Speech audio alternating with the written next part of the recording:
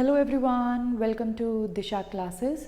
और जैसे कि आप सभी को पता है, दिशा क्लासेस एक ऐसा प्लेटफॉर्म है जहां हम नेट कॉमर्स एग्ज़ाम और एचटेट पीजीटी कॉमर्स एग्ज़ाम की प्रिपरेशन के लिए सभी सब्जेक्ट्स को chapter wise and topic wise cover कर रहे हैं। इन दोनों ही एग्ज़ाम्स की प्रिपरेशन के लिए दिशा क्लासेस पर हमने 11th क्लास का अकाउंट्स और side by side marketing subject को स्टार्ट कर रखा है। मार्केटिंग सब्जेक्ट हम फिलिप कोटलर की बुक 15th एडिशन से कवर कर रहे हैं। इसके 5 चैप्टर्स हम कंप्लीट कर चुके हैं, 6 चैप्टर हमने स्टार्ट कर रखा है। अगर आप फिलिप कोटलर के अकॉर्डिंग देखेंगे तो ये है हमारा chapter number 16, developing pricing strategies and programmes. इस चैप्टर में हम प्राइस से रिलेटेड टॉपिक्स को कवर कर रहे हैं और इस चैप्टर के भी 7 पार्ट्स ऑलरेडी अपलोडेड है, आप प्लेलिस्ट विजिट कर सकते हैं। आज की वीडियो में हम डिस्कस करेंगे पार्ट 8 को। तो पहले पार्ट 8 डिस्कस करने से हम देख लेते हैं कि हमने लास्ट पार्ट में क्या डिस्कस किया था। अगर हम लास्ट पार्ट की बात करें तो लास्ट पार्ट में हम डिस्कस कर रहे थे कि प्रोसेस ऑफ सेटिंग प्राइस।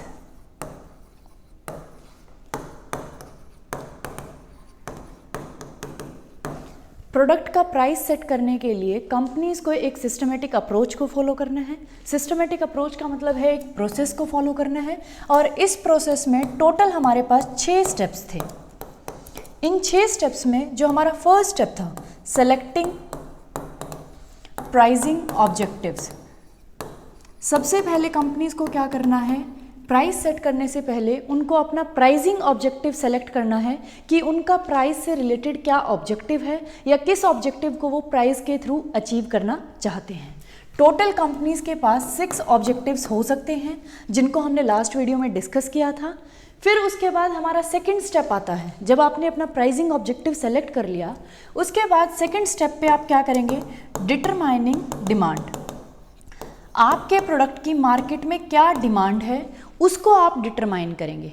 ये होगा हमारा सेकंड स्टेप और इस स्टेप को आज के वीडियो में हम डिस्कस करेंगे। क्लियर? तो स्टार्ट करते हैं आज की वीडियो। तो ये है हमारा सेकंड स्टेप कि जब आपने अपने प्राइस सेट करने के लिए प्राइसिंग ऑब्जेक्टिव को सेलेक्ट कर लिया, उसके बाद अब आप सेकंड स्टेप क्या लेंगे, डिटरमाइनिंग डिमांड। आप ये देखेंगे कि मार्केट में आपके प्रोडक्ट की क्या डिमांड है या क्या डिमांड होगी जब आपका प्रोडक्ट लॉन्च होगा। तो अगर हम डिमांड की बात करें,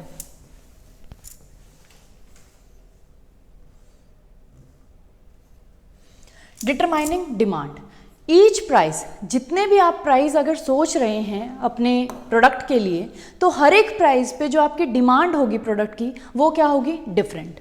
मान लो अगर आप सोच रहे हैं कि मैं प्राइस 10 रुपये का रखूँगा, तो हो सकता है यहाँ 100 लोगों की डिमांड्स आएँ। लेकिन जैसे ही अगर आप सोच रहे हैं कि भी मैं प्राइस 15 रुपये रखूँगा, तो यहाँ जो आपकी डिमांड आएगी वो मान लो 80% की आई। उसके बाद अगर आपने फर्दर सोचा कि मैं प्राइस रखूँगा 20 रुपीज़, तो जब आपकी डिमांड आएगी मान लो 60% की। क्लियर? लेकिन जैसे ही आपने 10 से रिड्यूस करने की सोची कि मैं 8 प्राइस रखूंगा अपनी प्रोडक्ट का, तो आपकी डिमांड हो सकता है यहाँ 120% की आए। तो इससे हमें साफ साफ पता चल रहा है कि भी जितने भी प्राइस होंगे उन प्राइस लेवल्स पे जो आपके प्रोडक्ट के लिए डिमांड होगी मार्केट में वो डिफरेंट होगी।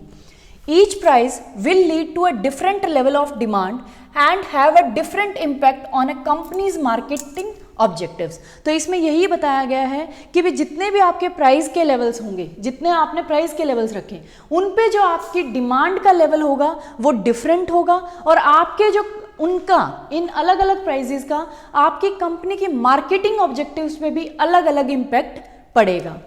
जैसे यहाँ आपने प्राइस रखा 8, तो यहाँ आपकी डिमांड हुई है, तो इससे हमें साफ पता चल रहा है कि प्राइस से डिमांड पे इफेक्ट पड़ रहा है। अलग अलग प्राइजेस का अलग अलग प्राइजेस पे अलग अलग लेवल्स हैं डिमांड के, और अलग अलग प्राइजेस पे डिमांड के साथ जो आपके कंपनी के मार्केटिंग ऑब्जेक्टिव्स होंगे उन पे भी अलग अलग इम्पैक्ट पड़ेगा।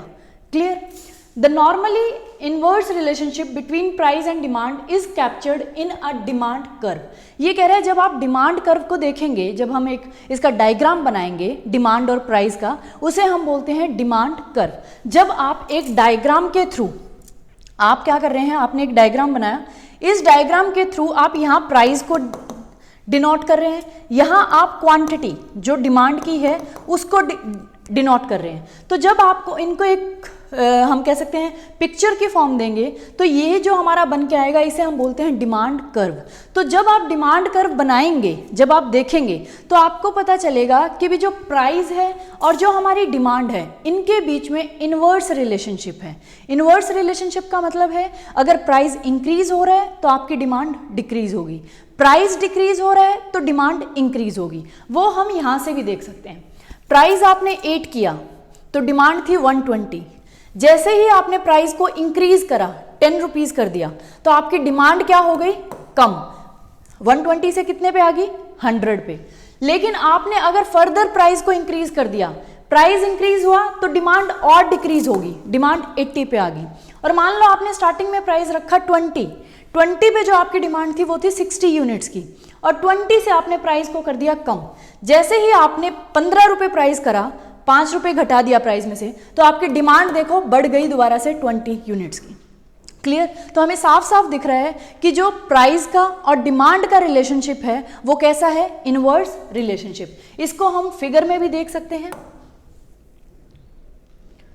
ये है हमारी फिगर, ये देखो हमने क्या किया, इसे हम बोलते हैं डिमांड कर्व। जब आप प्राइस और डिमांड के रिलेशनशिप को एक डायग्राम की हेल्प से दिखाते हैं तो यहाँ देखो क्वांटिटी डिमांडेड पर पीरियड, मतलब कितनी क्वांटिटी लोग डिमांड कर रहे हैं, और प्राइसेस का क्या किया आपने, अलग अलग प्राइसेस पे उन क्वांटिटी डिमांडेड को दिखाया। यहाँ हमने दिखाया कि जब आपने प्राइस 10 रुपीज रखा तो प्राइस 10 रुपीज रखने की वजह से आपका जो प्रोडक्ट लोग खरीद रहे थे वो 105 यूनिट्स खरीद रहे थे, 105 यूनिट्स क्वांटिटी डिमांडेड थी। लेकिन जैसे ही आपने प्राइस को 15 रुपीज कर दिया तो आपकी जो डिमांड थी वो कितनी आ गई, यहां से यहां तक आपकी डिमांड आ गई 100 यूनिट्स। तो जैसे ही प्राइस $10 से $15 हुआ, मतलब प्राइस क्या हो रहा है, इंक्रीज, तो डिमांड क्या होगी, डिक्रीज। डिमांड 105 यूनिट से कितने पे आ गई, 100 पे। इसीलिए हमने बोला है इनका कैसा रिलेशनशिप है, इनवर्स। और अगर आप डायग्राम को देखेंगे तो डायग्राम में जो ये आपकी डिमांड कर्व बन रही है, आप इन पॉइंट्स को क्या करेंगे, जोड़ेंगे। जैसे हम यहां ले लेते हैं, मतलब जब आपने प्राइस रखा $10, फिर रखा आपने 15, जब आपने 10 रखा तो लोग कितने डिमांड कर रहे थे, 150 यूनिट की आपकी डिमांड थी। लेकिन जैसे ही आपने प्राइस को रख दिया 15 रुपीज तो जो आपकी डिमांड है वो किस पे आ गई, 100 पे। क्लियर? या इन्होंने एग्जाम्पल में 105 लिया है तो हम भी 105 ले लेते हैं। क्लियर? तो अब आप इन पॉइंट्स को जोड़ें जहां ये मैच कर रहे हैं आपके। तो ये जो आपकी कर्व बनी है इसे हम बोलते हैं डिमांड कर्व। तो इस फिगर से आपको दिख रहा होगा कि डिमांड कर्व, क्योंकि इनके बीच में कैसा रिलेशनशिप है, इनवर्स। प्राइस बढ़ेगा तो डिमांड गिरेगी, अगर डिमांड बढ़ेगी तो प्राइस गिरेगा।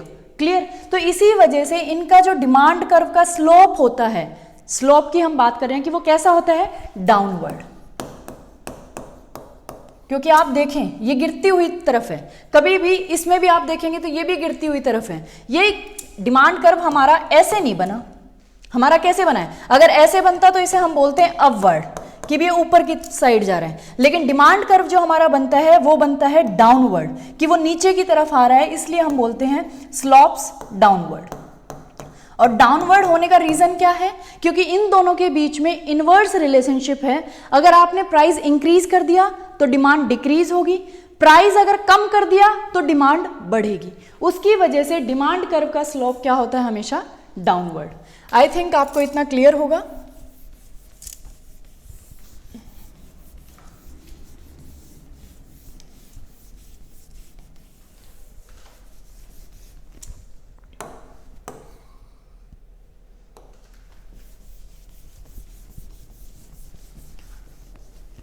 तो इसीलिए हमने कहा इनके बीच में कैसा है, इनवर्स रिलेशनशिप है।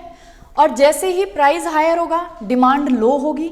लेकिन और अभी हमने बात करी थी कि जो हमारा डिमांड कर्व है वो स्लोप्स डाउनवर्ड होता है, लेकिन जो प्रेस्टीज गुड्स होते हैं, जो बहुत हाई क्वालिटी के होते हैं या लग्जरी गुड्स होते हैं या जिनकी इमेज बहुत अच्छी होती है, the demand curve sometimes slopes upward. उनके केस में कई बार जो डिमांड कर्व है वो अपवर्ड हो जाता है, उसकी जो स्लोप है वो कैसा हो जाता है, अपवर्ड स्लोप हो जाता है। लेकिन ये किसके केस में होता है, प्रेस्टीज गुड्स के केस में और कभी कभार, हमेशा नहीं।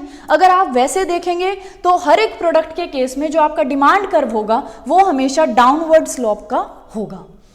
उसके बाद है some consumers takes the higher price to signify a better product. और ऐसा क्यों होता है? क्योंकि कुछ कंज्यूमर्स ये समझते हैं कि अगर इसका हाई प्राइस है तो इसका मतलब है ये एक बेटर प्रोडक्ट है। हाई प्राइस वहाँ उनको सिग्निफाई करता है कि ये एक बेटर प्रोडक्ट है, इसलिए जो डिमांड कर्व का स्लोप है वो अपवर्ड चला जाता है कि जैसे जैसे प्राइस इंक्रीज हो रहा है तो क्वांटिटी भी क्या होती जाएगी? इंक्रीज। मान लो जब 10 रुपये था तो उन्हें लगा नॉर्मल सी क्वालिटी का प्रोडक्ट है तो उन्होंने 5 यूनिट्स बाय करी, लेकिन जैसे ही प्राइस 20 रुपीज़ आ गया तो इन्हें लगा अरे प्राइस हाई है तो प्रोडक्ट भी कैसा होगा? बेटर क्वालिटी का। तो उन्होंने कितनी यूनिट्स परचेज करना शुरू कर दिया? 10। लेकिन जैसे और हाई चला गया कि भी आपने 30 रुपीज़ कर दिया तो उन्होंने सोचा अरे प्रोडक्ट और भी अच्छा है तो उन्होंने और क्वांटिटी 20 पे कर दी। तो ऐसे करके अगर आप देखेंगे तो जो ये डाउनवर्ड स्लोप था हमारा नॉर्मली जो होता है डिमांड कर्व, वो कैसा हो गया? अपवर्ड में कन्वर्ट हो गया। और क्यों होता है? क्योंकि कुछ कंज्यूमर्स ये मान लेते हैं कि अगर प्रोडक्ट का प्राइस हाई है तो इसका मतलब प्रोडक्ट अच्छी क्वालिटी का है। However if the price is too high demand में फॉल। लेकिन अगर मान लो एक लिमिट क्रॉस कर जाता है तो उसके बाद आपकी डिमांड फॉल भी करेगी। क्लियर? ये था हमारा डिमांड और प्राइस का रिलेशनशिप। और हमने देखा कि भी जो प्राइस का इफेक्ट है वो किस पे होता है? डिमांड पे भी होता है, और डिमांड के साथ जो हमारी मार्केटिंग ऑब्जेक्टिव्स हैं उन पे भी उनका अलग अलग इम्पैक्ट होता है हमारे डिफरेंट प्राइस लेवल्स का। क्लियर? और हमने देख लिया प्राइस और डिमांड में कैसा रिलेशनशिप है? इनवर्स रिलेशनशिप है। अगर प्राइस बढ़ेगा तो डिमांड गिरेगी, अगर प्राइस गिरेगा तो डिमांड बढ़ेगी। और फिर हमने डिमांड कर्व को भी देख लिया, डिमांड कर्व कैसे बनता है। और नॉर्मली केस में, हर एक प्रोडक्ट के केस में जो हमारा डिमांड कर्व होता है वो डाउनवर्ड स्लोप होता है, लेकिन कुछ केसेस में कभी कभार जो हमारा डिमांड कर्व है वो अपवर्ड स्लोप भी हो जाता है, क्योंकि कुछ कंज्यूमर्स ये मानते हैं कि भी अगर प्रोडक्ट का प्राइस हाई है तो उसकी क्वालिटी भी हाई होगी, वो बेटर प्रोडक्ट है। इस वजह से जैसे जैसे प्राइस बढ़ता रहता है तो डिमांड भी बढ़ती रहती है, और अगर प्राइस बढ़ रहा है डिमांड भी बढ़ रही है तो स्लोप कैसा हो जाएगा? अपवर्ड। मीन्स जब प्राइस और डिमांड के बीच में डायरेक्ट रिलेशनशिप हो जाएगा, मीन्स प्राइस बढ़ रहा है तो डिमांड भी बढ़ रही है, प्राइस गिर रहा है तो डिमांड भी गिर रही है, उस केस में हमारा स्लोप कैसा हो जाता है? अपवर्ड, जब इनके बीच में डायरेक्ट रिलेशनशिप हो। लेकिन नॉर्मली प्राइस और डिमांड के बीच में कैसा रिलेशनशिप है? इनवर्स रिलेशनशिप होता है, जिसमें एक चीज़ बढ़ेगी तो दूसरी गिरेगी, और उसी की वजह से हमारा जो स्लोप है डिमांड कर्व का वो कैसा होता है? डाउनवर्ड। इसको हमने एग्जाम्पल और फिगर की फॉर्म में भी देख लिया। अब हम बात करते हैं प्राइस सेंसिटिविटी। प्राइस सेंसिटिविटी का क्या मतलब है? मीन्स आपके जो कंज्यूमर्स हैं वो प्राइस को बहुत ज़्यादा इंपॉर्टेंस देते हैं, और उनका जो प्राइसिंग मतलब परचेज डिसीजन होता है प्रोडक्ट को लेने के लिए वो कंप्लीटली डिपेंड करता है आपके प्रोडक्ट के प्राइस पे। अगर आपके प्रोडक्ट का प्राइस हाई है तो वो उस प्रोडक्ट को परचेज नहीं करेंगे, अगर प्राइस लो है तो वो उसे परचेज कर लेंगे। मीन जो आपके कंज्यूमर्स हैं वो बहुत ज़्यादा प्राइस सेंसिटिव हैं, वो प्राइस को बहुत ज़्यादा इंपॉर्टेंस देते हैं, और उनका जो परचेज डिसीजन है वो प्राइस के ऊपर ही डिपेंड करता है। The demand curve shows the market's probable purchase quantity at alternative prices summing the reactions of many individuals with different price sensitivities. ये कह रहा है जो अभी हमने बात करी कि हमने क्या किया था? डिमांड कर्व बना लिया था, ये हमारा डिमांड कर्व बना था। ये जो डिमांड कर्व है ये आपको दिखाता है कि मार्केट का प्रोबेबल मतलब कितना परचेज उनकी क्वांटिटी होगी अगर आपके डिफरेंट प्राइजेज हैं। जैसे हमने देखा जब आपका प्राइस 5 रुपये था तो आपकी क्वांटिटी डिमांडेड थी इतनी, लेकिन जैसे ही आपका प्राइस हुआ 10 रुपये तो आपकी क्वांटिटी डिमांडेड होगी इतनी। तो ये कह रहा है ये जो डिमांड कर्व आपने बनाया ये क्या दिखाता है कि मार्केट में टोटल मार्केट जो अलग अलग इंडिविजुअल्स हैं और उनकी अलग अलग प्राइस सेंसिटिविटी हैं। मींस कोई प्राइस को बहुत ज़्यादा इंपॉर्टेंस देता है, अगर आपने थोड़ा सा भी बढ़ा दिया तो वो बिल्कुल डिमांड कम कर देंगे या परचेज करना बंद कर देंगे। और कुछ लोग ऐसे भी हैं, आपने प्राइस बढ़ा दिया तो उनको फ़र्क नहीं पड़ता, वो प्राइस लेस सेंसिटिव हैं, उनको इतना इफेक्ट नहीं पड़ता।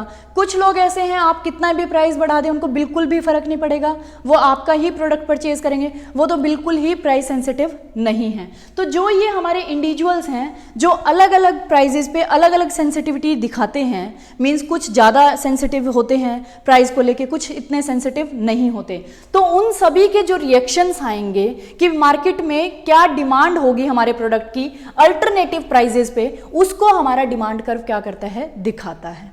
क्लियर? तो डिमांड कर्व किसी भी एक पर्सन की क्वांटिटी को और प्राइस को नहीं दिखाता कि भी मान लो पर्सन ए है कि भी पर्सन ए की क्या क्वांटिटी होगी जब प्राइस 10 है या फिर प्राइस 10 है, मतलब प्राइस 5 है या प्राइस 10 है। तो ये किसी एक सिंगल इंडिविजुअल की हमें रिएक्शन को नहीं दिखाता कि भी डिफरेंट प्राइजेस पे उसका क्या रिएक्शन होगा डिमांड को लेके। ये हमें क्या करता है, मार्केट में जितने भी इंडिविजुअल्स हैं टोटल मार्केट का रिएक्शन हमें दिखाता है कि भी डिफरेंट प्राइजेस पे जितने भी आपका मार्केट है, जितने भी आपके कस्टमर्स हैं, उनका रिएक्शन क्या होगा। इसमें A customer, B customer, C customer, D customer, सबके रिएक्शंस का क्या है, ये सम है। क्लियर? ये था डिमांड कर्व। अगर हम फर्स्ट स्टेप की बात करें in estimating demand is to understand what affects the price sensitivity. ये कह रहा है डिमांड को एस्टिमेट करने से पहले आपको ये समझना पड़ेगा कि भी क्या फैक्टर्स हैं या क्या चीज़ें हैं जो इफेक्ट करती हैं प्राइस सेंसिटिविटी को। अगर मान लो फॉर एग्जांपल आपके मार्केट में बहुत सारे कॉम्पिटिटर्स हैं, मीन्स आपका प्रोडक्ट का सब्स्टिट्यूट भी अवेलेबल है, मीन्स अगर आप हाई प्राइस करेंगे तो वो आपके प्रोडक्ट का सब्स्टिट्यूट ले लेंगे। जैसे मान लो सैमसंग ने अगर अपने फ़ोन के प्राइसेस बढ़ा दिए तो आप वीवो का भी ले सकते हैं क्योंकि उसका सब्स्टिट्यूट है, आप ओप्पो का भी ले सकते हैं, वो भी उसका सब्स्टिट्यूट है, आप एप्पल का फ़ोन भी ले सकते हैं, वो भी उसका सब्स्टिट्यूट है।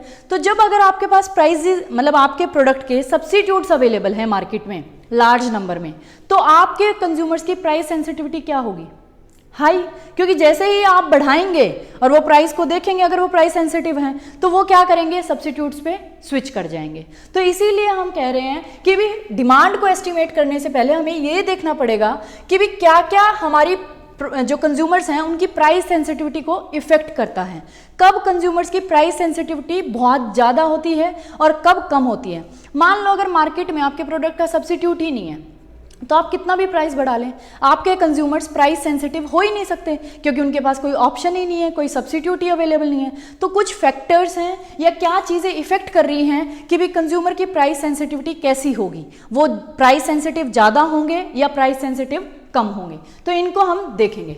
जनरली स्पीकिंग अगर हम बात करें तो customers are less price sensitive to low cost items और आइटम्स दे बाय इनफ्रीक्वेंटली। ये कह रहा है कंज्यूमर्स उन चीज़ों के लिए बहुत लेस प्राइस सेंसिटिव होते हैं जो लो कॉस्ट की है। मान लो कोई चीज़ 10 रुपये में मिल रही है, अगर 10 रुपये वाली चीज़ का थोड़ा सा प्राइस अगर बढ़ भी जाता है तो क्या आप इतने प्राइस सेंसिटिव होंगे कि भी आपको उसको परचेज करना छोड़ दें या आप उसका सब्स्टिट्यूट ढूंढेंगे, नहीं। तो लो कॉस्ट जो आइटम्स होती हैं उनके केस में कस्टमर लेस प्राइस सेंसिटिव होता है या फिर उनके केस में लेस सेंसिटिव होता है जो इनफ्रिक्वेंटली बाय करते हैं। अब आप मान लो एक चीज़ है जो आप कभी कभार खरीद लें, जैसे फॉर एग्जाम्पल ड्यूरेबल गुड्स होते हैं, फ़ोन है, फ़ोन आप शायद 1 साल में या 2 साल में चेंज करते होंगे, कोई बंदा डेली फ़ोन तो चेंज नहीं करता।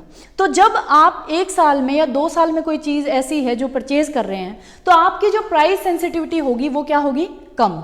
और एक चीज़ है जो आप डेली परचेज कर रहे हैं, मीन्स आपके घर में डेली यूज़ होती है, तो उसके अगर प्राइसेस बढ़ते जाएंगे तो आप उसका सब्स्टिट्यूट भी ढूंढेंगे या उसकी जो कंजम्पशन है वो कम कर देंगे। तो यहाँ जो प्राइस सेंसिटिविटी है रेगुलर प्रोडक्ट्स के केस में वो हाई होती है, और जो ऐसे प्रोडक्ट्स हैं जो हम इनफ्रिक्वेंटली परचेज करते हैं, कभी कभार करते हैं, उनके केस में कंज्यूमर की जो सेंसिटिविटी है प्राइस को लेकर वो क्या है, लेस, या फिर उन केस में लेस है जो लो कॉस्ट की आइटम्स हैं।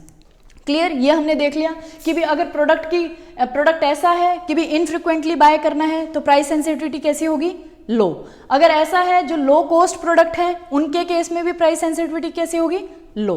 तो एक हमने देखा कि भी क्या चीज़ प्राइस सेंसिटिविटी को इफेक्ट कर रही है, एक तो उसका ये होना कि वो ड्यूरेबल गुड है या फिर रेगुलर यूज़ का गुड है, वो हाई प्राइस गुड है या लो कॉस्ट प्रोडक्ट है, तो ये दोनों ही चीज़ें इफेक्ट कर रही हैं कंज्यूमर की प्राइस सेंसिटिविटी को। They are also less price sensitive when, और वो लेस प्राइस सेंसिटिव कब होते हैं, और भी कुछ हमारे पास केसेस हैं। ये तो हमने देख लिया कि भी या तो आपका प्रोडक्ट लो कॉस्ट होना चाहिए, लो कॉस्ट आइटम हो, या फिर वो कभी कभार उसको खरीदता हो। इन दो केसेस में जो कंज्यूमर है वो क्या होगा, लेस प्राइस सेंसिटिव। इनके अलावा जो हमारे कंज्यूमर्स हैं वो लेस प्राइस सेंसिटिव कब होंगे, व्हेन देयर आर फ्यू और नो सब्स्टिट्यूट्स और कॉम्पिटिटर्स। जब आपके प्रोडक्ट के ना तो कोई सब्स्टिट्यूट है, ना कोई ऑप्शन है, या फिर ना कोई आपका कॉम्पिटिटर है, या फिर हैं तो वो बहुत फ्यू है, तो वो जो कंज्यूमर है उसके पास ऑप्शन ही नहीं है, उसके पास सब्स्टिट्यूट ही नहीं है, आपका कोई कॉम्पिटिटर ही नहीं है, या है तो बहुत मार्केट में एक दो हैं, तो वो जो प्राइस सेंसिटिविटी होगी यहाँ कंज्यूमर की वो कैसी होगी, लेस। सेकेंड हो सकता है they do not readily notice the higher prices, या फिर जब हो सकता है जब कंज्यूमर नोटिस ही ना करे कि भी आपने प्राइस हाई करा है या आपके प्रोडक्ट का प्राइस हाई है। जब वो नोटिस ही नहीं करेगा तो वो प्राइस सेंसिटिव होगा ही नहीं। प्राइस सेंसिटिव कब होता है, जब वो प्राइस को इंपॉर्टेंस देता है। अगर उसने नोटिस ही नहीं करा तो वो प्राइस सेंसिटिव नहीं होगा। थर्ड केस हो सकता है they are slow to change their buying habits, या फिर कुछ कंज्यूमर्स ऐसे होते हैं जो अपनी बाइंग हैबिट्स को बहुत स्लोली चेंज करते हैं। मींस एक प्रोडक्ट को जिसको वो यूज़ करने लग जाते हैं उसको यूज़ ही करते रहते हैं, वो नहीं सोचते कि भी हमें प्रोडक्ट चेंज कर लेना चाहिए, या उनकी बाइंग हैबिट्स हम कह सकते हैं वो बहुत स्लो होती हैं, वो चेंज मतलब बहुत फ्रिक्वेंटली चेंज नहीं करते अपने प्रोडक्ट्स को या अपने रिटेलर्स को। तो उनके केस में वो कंज्यूमर्स भी कैसे होते हैं, लेस प्राइस सेंसिटिव, क्योंकि जब तक वो सोचते हैं कि भी नहीं प्राइस बढ़ गया मैं चेंज करूंगा, तो वो प्राइस को ध्यान ही नहीं देते, क्योंकि वो अपनी बाइंग हैबिट्स में क्या है, स्लो। तो वो लंबे टाइम तक कितना ही प्राइस इंक्रीज होता रहे उसी पे परचेज करते रहेंगे। फोर्थ हो सकता है they think the higher prices are justified, या फिर आपके कंज्यूमर को ये लगे कि भी आपके जो हाई प्राइजेस हैं वो जस्टिफाइएबल हैं। मींस अगर आप हाई प्राइस उनसे चार्ज कर रहे हैं तो उस क्वालिटी का प्रोडक्ट आप उनको अवेलेबल करवा रहे हैं। तो जब भी कंज्यूमर क्या होगा, लेस प्राइस सेंसिटिव होगा। फिफ्थ केस हो सकता है price is only a small part of the total cost of obtaining, operating and servicing the product over it's life time, या फिर जब आप किसी भी प्रोडक्ट को लेते हैं उसको ऑब्टेन करने की कॉस्ट, उसको ऑपरेट करने की कॉस्ट, या फिर उसकी सर्विसिंग पूरे लाइफ टाइम में उसकी कॉस्ट, अगर हम तीनों को देखें, जैसे आपने गाड़ी ली तो गाड़ी एक बार आपने ऑब्टेन कर ली, ठीक है, उसके बाद ऑपरेट करने के लिए आपको पेट्रोल चाहिए, तो आप क्या करेंगे, आपने उसकी गाड़ी की वैल्यू निकाली 3 लाख ऑब्टेन करने की, उसके बाद आपने देखा इस पे जो पेट्रोल का खर्चा है वो आएगा मेरा 10 लाख, क्योंकि मैक्सिमम एक गाड़ी जो हमारे गवर्नमेंट के रूल्स हैं 15 साल तक ऑन रोड चल सकती है, तो 15 साल तक आपने एस्टिमेट किया इसकी जो पेट्रोल का खर्चा आएगा वो 10 लाख, तो 3 लाख की गाड़ी थी, 10 लाख का पेट्रोल, 13 लाख। उसके बाद आपने देखा इसको सर्विस भी करवानी पड़ेगी, उसका जो टोटल इसकी लाइफ टाइम है 15 साल, उसमें टोटल खर्चा आने लगा लिया कि 2 लाख, तो 15 लाख टोटल हो गया। अब आप ये देखें जब टोटल कॉस्ट का हम देखते हैं कि भी प्राइस क्या पड़ा है हमें, मतलब ऑब्टेन करने का प्राइस क्या पड़ा है, तो इस पूरे 15 लाख में से उसका जो एक्चुअल प्राइस है वो तो सिर्फ 3 लाख है जिस प्राइस पे आपने गाड़ी खरीदी है, तो वो जो पार्ट है प्राइस जिस पे आपने ऑब्टेन करी है वो टोटल कॉस्ट का स्मॉल पार्ट है, क्योंकि इससे ज़्यादा तो वो पेट्रोल का कॉस्ट है या सर्विस का कॉस्ट भी ऑलमोस्ट उसके बराबर ही है, 1 लाख ही कम है, तो उस टाइम भी कंज्यूमर इतना प्राइस सेंसिटिव नहीं होता। तो ये हमारे पास 5 केस आप ये कह सकते हैं, और 2 केस ये कह सकते हैं कि भी जब आपका जो आइटम है वो लो कॉस्ट का है तब भी कंज्यूमर्स इतने प्राइस सेंसिटिव नहीं होते, या फिर उसको वो इनफ्रिक्वेंटली बाय करता है तब भी कंज्यूमर इतना प्राइस सेंसिटिव नहीं होगा। तो ये थे हमारे केसेस जिनमें हमारा कंज्यूमर इतना सेंसिटिव नहीं होता प्राइस को लेके। उसके बाद है अ सेलर कैन सक्सेसफुली, आप इनके ना पॉइंट्स बना सकते हैं, ये पैराग्राफ की फॉर्म में है, लेकिन जब मैं ब्लैक बोर्ड पे लिखती हूँ तो उसमें बहुत ज़्यादा टाइम वेस्ट होता है, इसलिए मैंने ये मेथड ऑप्ट किया है कि मैं आपको बुक का ही जैसे भी हमारी बुक में है उसी के थ्रू दूँ, लेकिन इसमें से आप पॉइंट्स निकाल सकते हैं। जैसे ये हमारा एक फर्स्ट पॉइंट हो गया जो हमारा डिमांड कर्व वाला है कि भी डिमांड कर्व आपको क्या दिखाती है। उसके बाद सेकंड पॉइंट आप बना सकते हैं कि भी प्राइस सेंसिटिविटी को क्या क्या चीज़ें इफेक्ट करती हैं, तो आप ये 6 पॉइंट या जो भी 5 पॉइंट हैं इनको डाल सकते हैं उसमें। उसके बाद थर्ड पॉइंट आप ले सकते हैं कि भी एक seller successfully high price charge कर सकता है अपने कॉम्पिटिटर से अगर वो अपने कस्टमर को कन्विंस करे that it offers the lowest total cost of ownership, कि वो जो ऑनरशिप की टोटल कॉस्ट है उसका लोवेस्ट उससे चार्ज कर रहा है।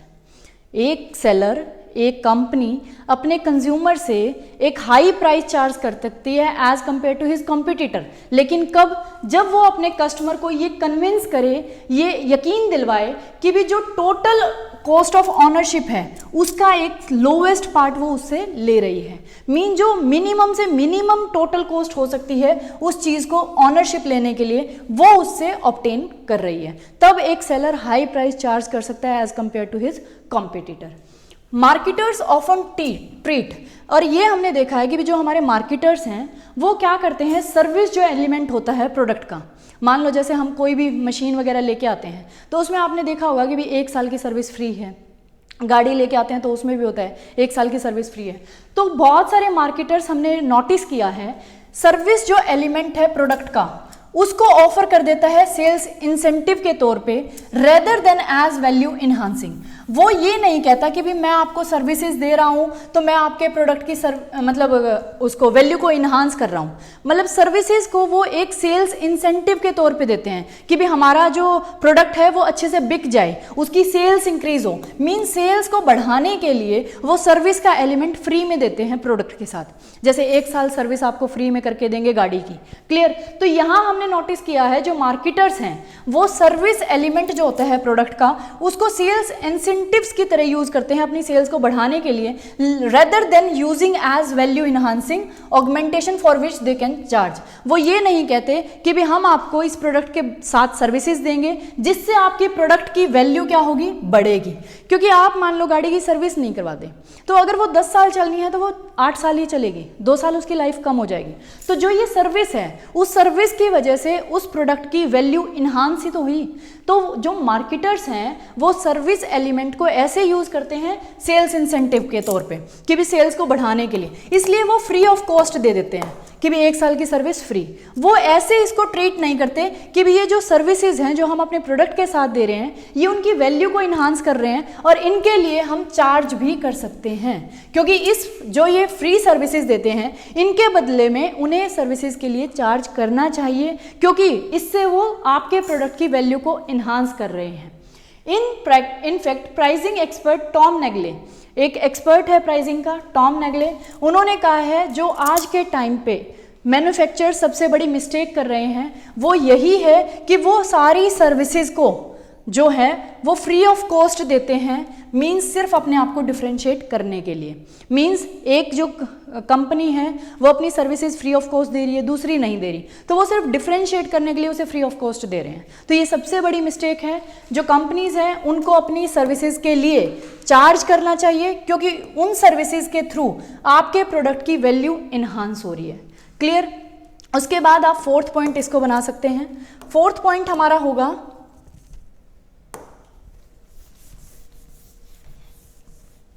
Of course companies prefer customers who are less price sensitive. ये कह रहा है कंपनीज ऐसे कस्टमर्स को प्रेफर करती हैं जो लेस प्राइस सेंसिटिव हों, जैसे टेबल 16 में दिखा रखा है कुछ ऐसी कैरेक्टरिस्टिक्स जिससे प्राइस सेंसिटिविटी क्या हो गई है, कम। उन प्राइस फैक्टर्स को हम देख लेते हैं। Factors that reduce price sensitivity, क्या फैक्टर्स हैं जिन्होंने प्राइस सेंसिटिविटी को रिड्यूस कर दिया है?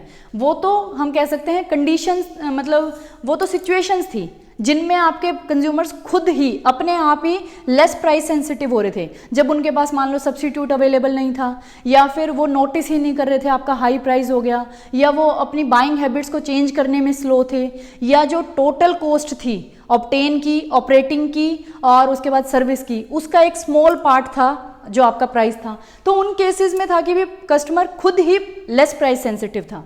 लेकिन ये कुछ फैक्टर्स हैं जिन्होंने हमारे कंज्यूमर की प्राइस सेंसिटिविटी को रिड्यूस कर दिया, जैसे the product is more distinctive. अगर आपका प्रोडक्ट आपके कॉम्पिटिटर से बहुत ज़्यादा डिस्टिंक्टिव है, अलग है, यूनिक है, तो उसकी वजह से अपने आप ही क्या होगी, कंज्यूमर लेस प्राइस सेंसिटिव होगा, क्योंकि उसे साफ साफ दिख रहा है कि भी आपका प्रोडक्ट बहुत डिस्टिंक्टिव है।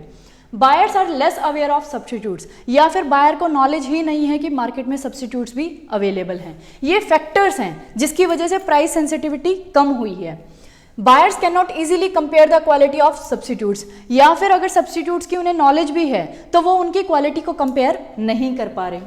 The expenditure is a small part of buyers total income, या फिर जो एक्सपेंडिचर है वो बायर की इनकम का स्मॉल पार्ट है। अब अंबानी के लिए क्या वो प्राइस सेंसिटिव होगा? नहीं, क्योंकि जो बायर है, मान लो अंबानी है, उसकी जो टोटल इनकम है उसके आगे जो आपका एक्सपेंडिचर है वो क्या है? एक स्मॉल पार्ट है।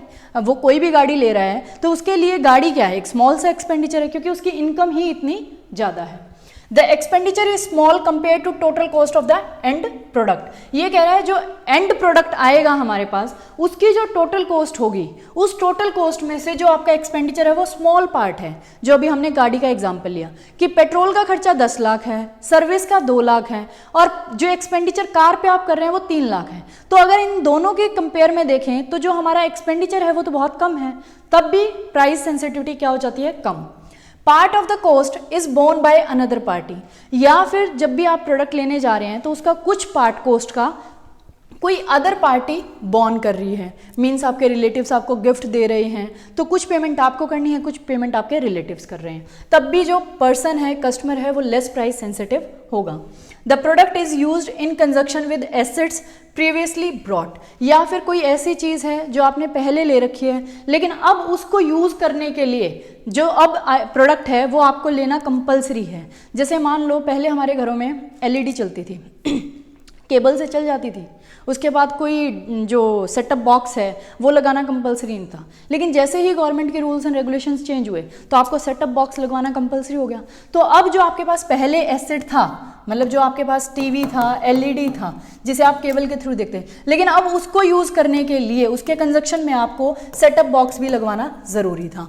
तो इसलिए भी वहाँ भी जो कंज्यूमर है वो लेस प्राइस सेंसिटिव हो, क्योंकि उसके पास ऑप्शन ही नहीं है, उसको लेना पड़ेगा। अगर प्रीवियस जो उसका पहले वाला एसेट है उसको यूज़ करना है तो उसे वो चीज़ अब नई आई है जो वो खरीदनी पड़ेगी।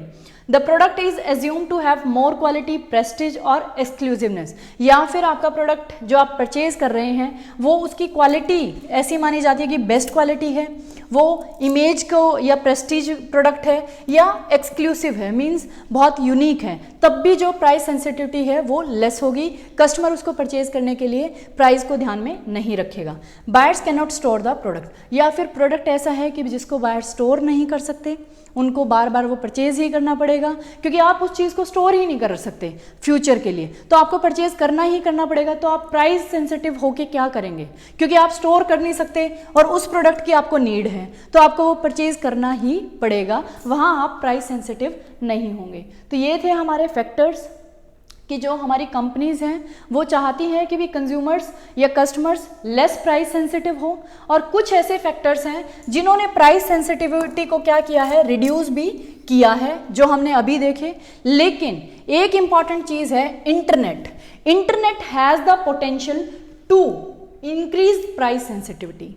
इंटरनेट एक ऐसी चीज़ है, इन फैक्टर्स ने तो प्राइस सेंसिटिविटी को क्या किया है? रिड्यूस, लेकिन इंटरनेट के पास ऐसा पोटेंशियल है या इंटरनेट ऐसा कर सकता है कि वो प्राइस सेंसिटिविटी को इंक्रीज कर सकता है।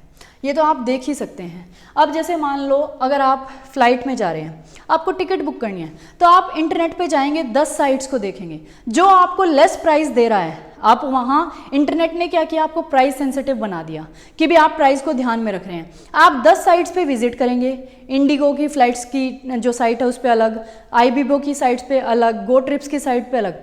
आप 10 साइट्स को विजिट करने के बाद जो लोवेस्ट प्राइस होगा उस पर अपनी टिकट्स को बुक करेंगे।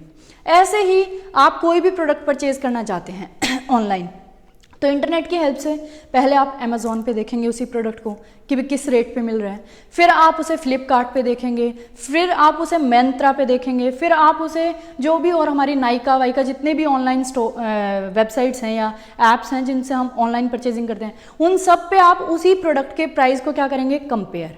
तो इंटरनेट ने क्या किया? कंज्यूमर को प्राइस सेंसिटिव बना दिया, फिर जाके वो लास्ट में परचेज करता है जब उसे गारंटी हो जाती है कि भी यही प्राइस उसके लिए बेस्ट है। क्लियर? तो ये था हमारा टॉपिक। इसके बाद कुछ पार्ट और रहता है सेकंड स्टेप का, जिसको हम नेक्स्ट वीडियो में कवर करेंगे। एस्टिमेटिंग डिमांड कर्व्स कि डिमांड कर्व्स को कैसे आप एस्टिमेट करेंगे, और इसके बाद है प्राइस इलास्टिसिटी। ये 2 टॉपिक्स रह गए, उसके बाद हमारा सेकंड स्टेप भी कवर हो जाएगा। और लास्ट में आप सभी से यही रिक्वेस्ट है कि भी कुछ स्टूडेंट्स हैं जो वीडियोस को देखते हैं लेकिन उन्होंने अभी तक चैनल को सब्सक्राइब नहीं किया, तो उन सभी से रिक्वेस्ट है प्लीज़ चैनल को सब्सक्राइब करें, दिशा क्लासेस को ग्रो करने में हेल्प करें। और मैं आप सभी से प्रॉमिस करती हूँ अगर दिशा क्लासेस ग्रो करता है तो यूजीसी नेट कॉमर्स एग्ज़ाम में जितने भी सब्जेक्ट्स आते हैं कॉमर्स के, मैं उन सभी से रिलेटेड वीडियोस आपको यहाँ इस यूट्यूब प्लेटफॉर्म पे अवेलेबल करवाऊँगी। और अगर आपको मेरा टीचिंग मेथड अच्छा लगता है तो सभी व्यूअर्स से रिक्वेस्ट है वीडियोस को शेयर करें, चैनल को सब्सक्राइब करवाएं अपने फ्रेंड्स से, अपने रिलेटिव से। Thank you for watching.